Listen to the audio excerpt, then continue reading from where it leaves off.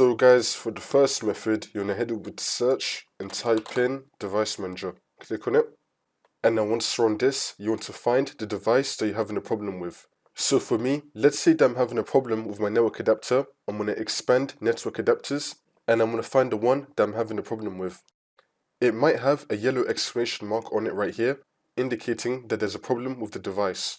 So once you find the device that you're having a problem with, you want to right click on it and then click on update driver and then click on search automatically for drivers. Once it says the best drivers for your device have been installed, see if that works for you. If that's still not working, then for the second method, you want to right click on your device and then click on update driver and then click on browse my computer for drivers and then click on let me pick from a list. Now you may be seeing a bunch of drivers right here. You want to pick the driver which is most applicable to your device. So in my case it's going to be this one right here. I'm going to click on it and then click on next. It's now going to install it. Now once it's been installed, see if that works for you. For the third method, you want to find your device that you're having a problem with. You want to right click on it and then click on uninstall device and then click on uninstall.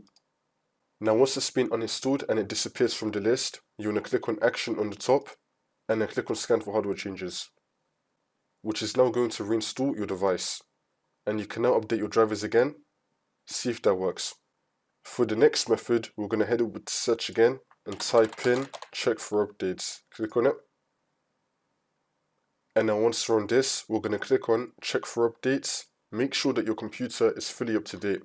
And you could also search for your device drivers online. So if you just type in your device on the internet, you might be able to find the drivers for it online. So let's say that I have an NVIDIA graphics card, I can download the NVIDIA app and it will install the drivers for me there. So that's another thing that you could try.